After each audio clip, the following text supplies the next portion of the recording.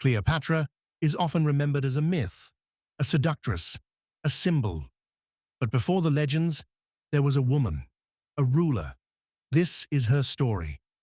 Cleopatra VII was born into the Ptolemaic dynasty, a royal family that ruled Egypt but was never fully Egyptian. Her ancestors were Macedonian Greeks who had taken control after Alexander the Great's conquests. Generations later, that origin still mattered.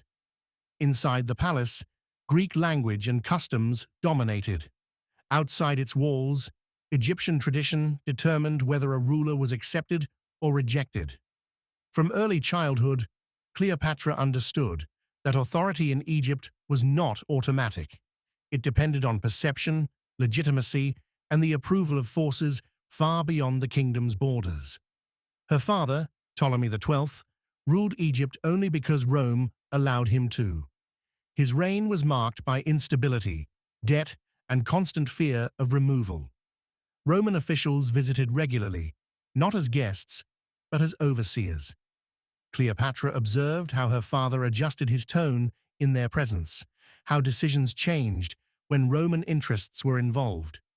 She learned something crucial by watching him. A king without leverage was not truly a king. Life inside the palace was disciplined and cautious.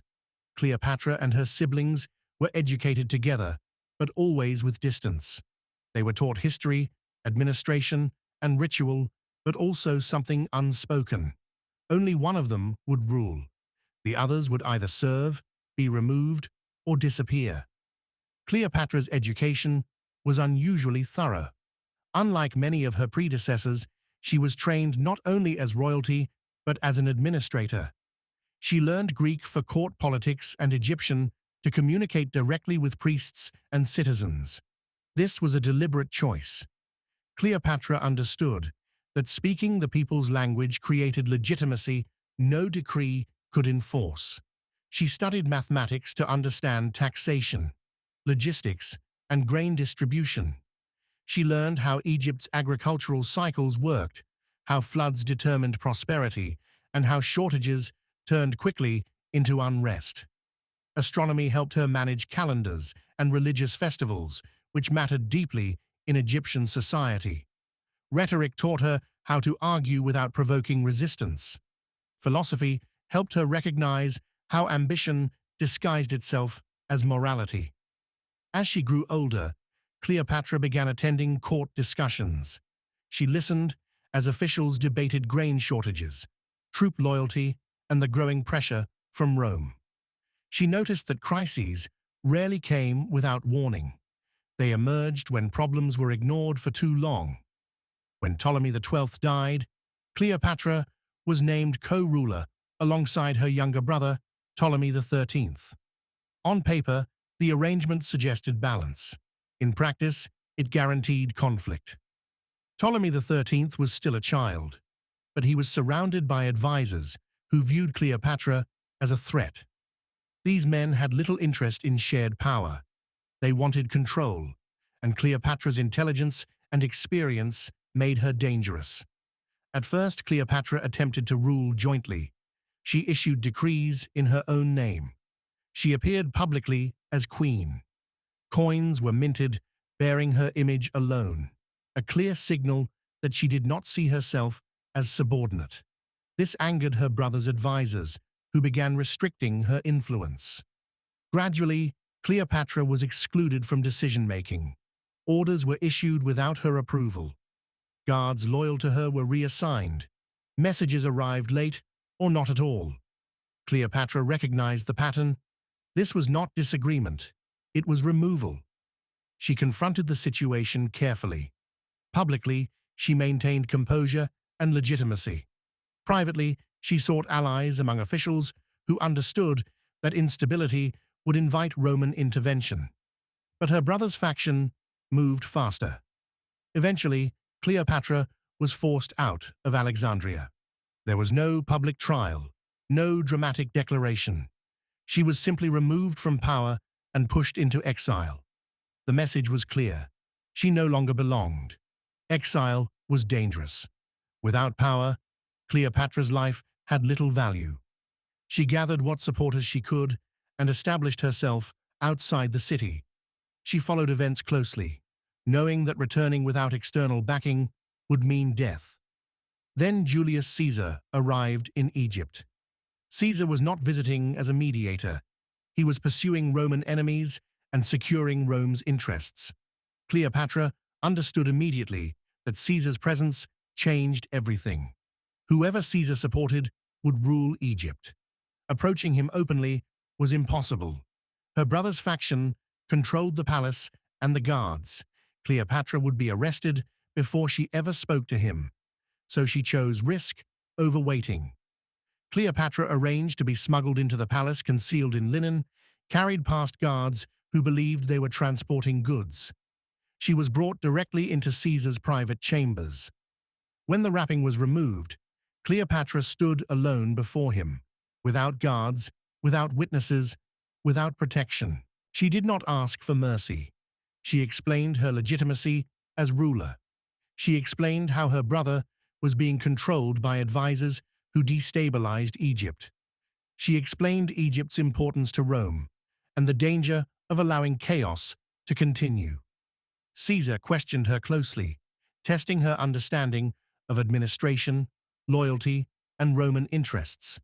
Cleopatra answered with precision. She did not exaggerate. She did not promise obedience. What convinced Caesar was competence. He decided to support her claim. That decision plunged Alexandria into chaos. Fighting broke out inside the city. Caesar's forces were trapped for months, surrounded by hostile factions. Supplies ran low. Fires spread. Civilians were caught in the conflict. Cleopatra remained inside the city, observing Roman military discipline and decision-making under pressure. She learned how Rome fought when cornered, how quickly it adapted, how it prioritized survival over symbolism. When reinforcements arrived, the conflict ended violently. Ptolemy XIII was killed while fleeing. Cleopatra was restored to power. Her return was calculated. She did not celebrate publicly. She focused on stabilization. Her first months as ruler were spent securing food supplies, replacing corrupt administrators, and restoring order. Egypt fed Rome. Any disruption could destroy her position. She worked closely with the priesthood, presenting herself as pharaoh, not merely queen. She spoke publicly in Egyptian, reinforcing legitimacy among the population. Her court was reorganized. Officials were retained only if they were effective. Reports were verified. Numbers questioned. Cleopatra made it clear that accuracy mattered more than flattery. Her authority stabilized Egypt, but it rested heavily on Caesar's protection. Cleopatra's relationship with Caesar was political first, personal second. She understood how fragile Roman favor could be. She traveled to Rome and witnessed its power firsthand. She also witnessed its volatility. Crowds shifted moods quickly. Alliances changed overnight. Then Caesar was assassinated. He was killed during a Senate meeting, stabbed repeatedly by men who had once supported him. The act was public, chaotic, and irreversible. The news reached Cleopatra through confirmed reports. Caesar was dead. Cleopatra understood immediately what this meant. Caesar had been the foundation of her political security. Without him, every agreement weakened. Rome fractured into competing factions. Power became uncertain. She did not respond emotionally in public. She withdrew from Roman politics and returned fully to Egypt. From Alexandria, she watched Rome descend into chaos. Alliances formed and collapsed. Caesar's assassins were hunted. New leaders emerged, each claiming authority. Cleopatra waited. She understood that Rome would not remain unstable for long. Someone would consolidate power. Whoever that was would determine Egypt's future. Eventually, Marcus Antonius emerged as a dominant figure in the Eastern Roman world. Cleopatra approached Antony deliberately, not as a romantic gesture, but as negotiation. Antony needed Egypt's wealth and stability to secure his position. Cleopatra needed Roman protection in a world where Caesar's death had removed her shield. Their alliance began with clear terms: mutual advantage, shared interest. Only later did personal elements complicate what began as strategy. Cleopatra had learned her lesson from Caesar's death. She no longer trusted individuals blindly. She studied Roman politics closely, watching how power shifted, how alliances turned into dependencies. She understood that Rome did not conquer only with armies. It conquered by controlling resources, narratives, and loyalty. Egypt remained independent because Cleopatra managed every relationship carefully. For now, after Caesar's death, Cleopatra ruled Egypt with far greater caution than before. The illusion that one powerful Roman could permanently secure her throne was gone. Rome had shown how quickly loyalty turned into knives. From that moment on, Cleopatra stopped trusting individuals and focused instead on structures of power. She studied Rome from a distance. Reports arrived daily from merchants, envoys, and spies. She followed the movement of legions more closely than speeches in the Senate. She noted which men controlled resources, not just titles. Egypt's survival depended on understanding Rome before Rome decided to act. Cleopatra avoided public alignment while Rome fractured. Caesar's assassins were hunted. Civil war loomed. Alliances shifted constantly. Egypt remained outwardly neutral, but Cleopatra prepared for every outcome. She reinforced Egypt's internal stability. Grain distribution was monitored personally. Any disruption could invite Roman intervention under the excuse of restoring order. Tax collection was tightened. Military loyalty was reviewed. Cleopatra made sure Egypt looked calm, productive, and valuable. Eventually, power in Rome condensed into fewer hands. Marcus Antonius emerged as the dominant Roman authority in the eastern territories. Unlike others, he controlled legions close to Egypt. Cleopatra understood this changed everything. She did not rush to meet him. Instead, she tested him through intermediaries. She measured his responses, his demands, his tone. Antony wanted Egypt's wealth to support his position. Cleopatra wanted protection without surrender. When she finally agreed to meet him, it was done on her terms. Cleopatra's arrival was calculated, not as spectacle for its own sake, but as message. She presented Egypt as prosperous, stable, and worth alliance. Antony was impressed, but Cleopatra was not seeking admiration. She was assessing whether he could be controlled or whether he would become another liability. Their alliance formed quickly, but it was not naive. Cleopatra supplied Antony with money, ships, and grain. In return, he confirmed her authority and protected Egypt's borders. Each side benefited, but both understood the balance was fragile. Over time, their relationship deepened, not because Cleopatra abandoned strategy, but because strategy required proximity. They spent long periods planning campaigns, discussing Rome's internal politics, and assessing Octavian's growing influence. Cleopatra became increasingly aware of Roman propaganda. Stories began circulating that framed her not as a sovereign ruler, but as a corrupting foreign influence. Antony's decisions were blamed on her presence. Rome needed a villain, and Cleopatra was useful. She recognized the pattern immediately. Rome was preparing its people emotionally before acting militarily. Cleopatra warned Antony repeatedly. Rome would never accept a powerful Egypt aligned with a Roman leader who challenged tradition. Antony listened, but he underestimated Octavian's patience and discipline. Octavian did not attack immediately. He consolidated power quietly. He secured loyalty. He controlled narrative. While Antony and Cleopatra focused on regional dominance, Octavian focused on Rome itself. Cleopatra sensed the danger long before open conflict began. She urged preparation. She reviewed naval strength. She stockpiled resources. She evaluated escape routes, fallback positions, and negotiation strategies. Before Actium, Cleopatra and Antony spent long nights reviewing reports. One evening, after receiving intelligence about Roman fleet movements, Antony admitted the situation was turning against them. Support in Rome was slipping. Allies were defecting. Cleopatra did not respond emotionally. She laid out the reality. Rome would not forgive defiance. Rome would not negotiate from weakness. If war came, it would be total. She urged Antony to consolidate forces and avoid symbolic gestures that invited propaganda. Antony hesitated. He still believed Rome could be reasoned with. Cleopatra knew better. When war became inevitable, Cleopatra committed fully. Egypt's fleet joined Antony's forces. This was no longer an alliance of convenience. It was a gamble for survival. At Actium, the plan collapsed under pressure.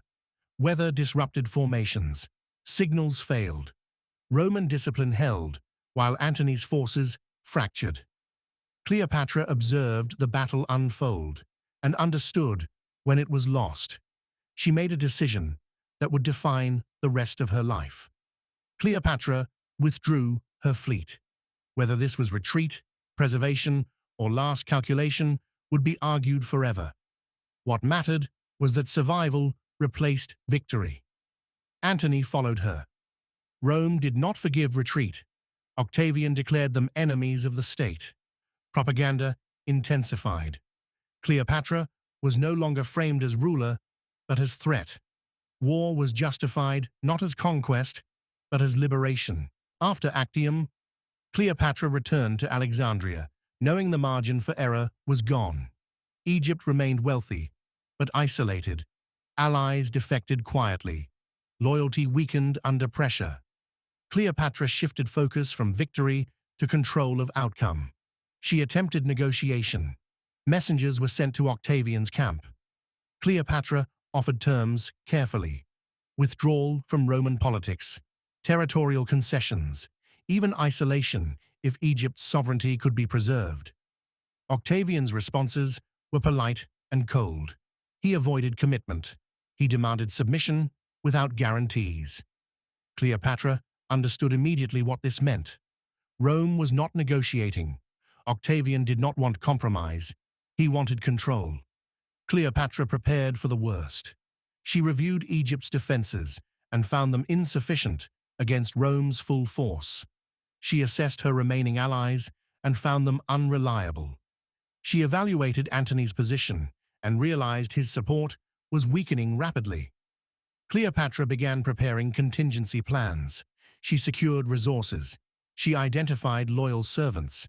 She limited access to sensitive information. She tested poisons quietly, observing how quickly death occurred and how pain could be minimized. This was not despair, it was calculation.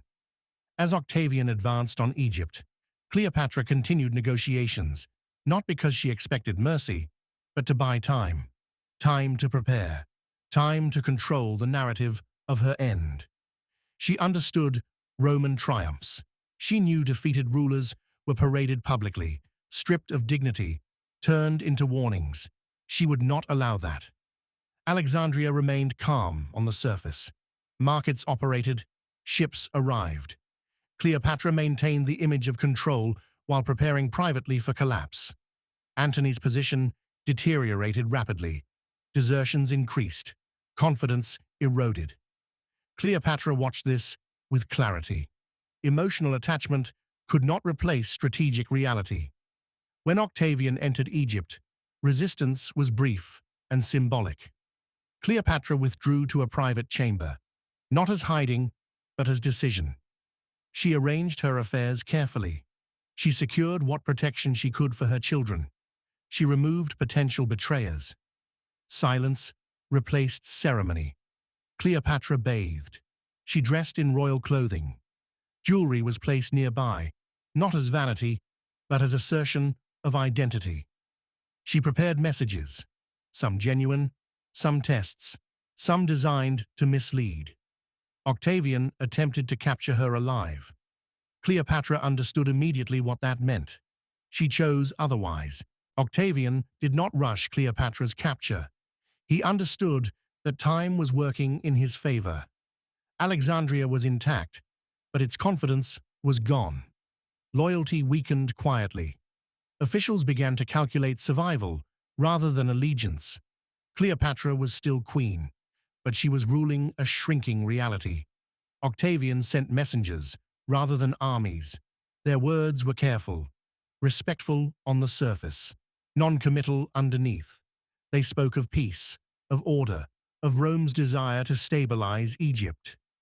Cleopatra listened closely, not to what was said, but to what was avoided. She responded through her own envoys. Her offers were precise. She was willing to withdraw from active rule. She was willing to isolate herself. She was willing to cede territory. What she demanded in return was dignity and safety for her children. Octavian avoided answering directly. Instead, his messengers returned with new conditions. Cleopatra was to surrender herself personally. Her fate would be decided later. Her children's futures were left undefined. Cleopatra understood the meaning immediately. Rome was not negotiating terms. Rome was removing obstacles. She sent further messages, narrowing her offers, testing Octavian's limits. Each response confirmed the same reality. Mercy would be selective. Dignity would not be included. Cleopatra began to prepare in earnest. She met with her most trusted servants one by one. Some were dismissed. Some were kept close. Loyalty was no longer rewarded with position, but with silence. Information became compartmentalized. No one knew more than necessary. She ordered inventories of poison kept in the palace.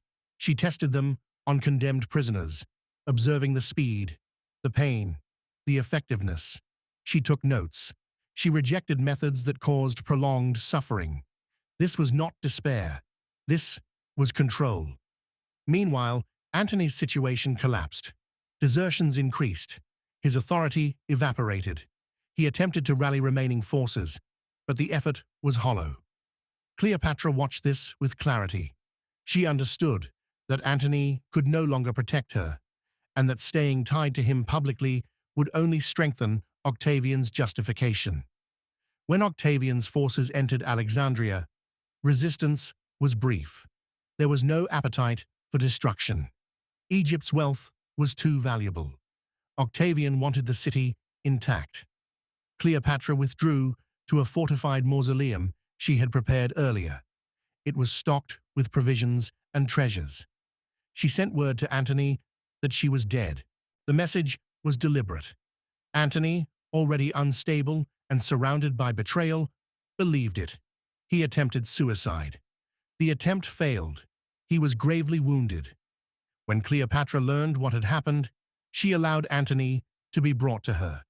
He was lifted into the mausoleum, bleeding and weak. Cleopatra did not collapse into grief. She listened as he spoke, confused and fading.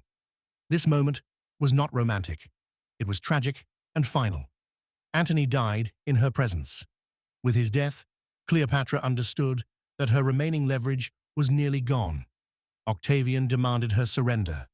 Cleopatra agreed to meet him, but on controlled terms. She presented herself calmly, not pleading, not defiant. She spoke as a ruler negotiating an end. Octavian listened carefully. He admired her composure. He also made his intentions clear. Cleopatra would be taken to Rome. She would be displayed in triumph. Her children would be dealt with later. Cleopatra did not protest. She did not argue. She asked questions instead, precise ones, about timing, about guards, about living arrangements. Octavian believed she was calculating survival. He was wrong. After the meeting, Cleopatra returned to her chambers under guard. Surveillance increased. Access was limited. Octavian intended to keep her alive at all costs. Cleopatra adjusted. She stopped resisting openly. She complied with instructions. She appeared cooperative. This reduced suspicion. Quietly, she finalized her preparations. She arranged her remaining affairs. She sent final instructions regarding her children to those she trusted most. She removed personal items she did not want paraded in Rome. What remained was intentional. On the final day, Cleopatra bathed carefully. She dressed in royal clothing. Jewelry was placed beside her, not as decoration, but as statement. She was not ending her life as a captive. Accounts differ on the exact method. Some speak of a venomous snake delivered in a basket, others of poison concealed in a small instrument. What matters is not the method. What matters is the timing and the decision. Cleopatra dismissed her guards. She allowed only her most loyal attendants to remain. She spoke calmly. She gave instructions without hesitation. There was no struggle. When Octavian's men finally entered the chamber, Cleopatra was already dead. Octavian was furious, not because she had died, but because she had denied him spectacle. He ordered honors befitting her rank, not out of respect, but out of control. Egypt was to be absorbed smoothly. With Cleopatra's death, the Ptolemaic dynasty ended. Egypt became a Roman province. Its wealth would now serve Rome directly. Cleopatra's children were taken into Roman custody. Their futures were decided by Rome, not by bloodline. In Rome, Cleopatra's image was reshaped.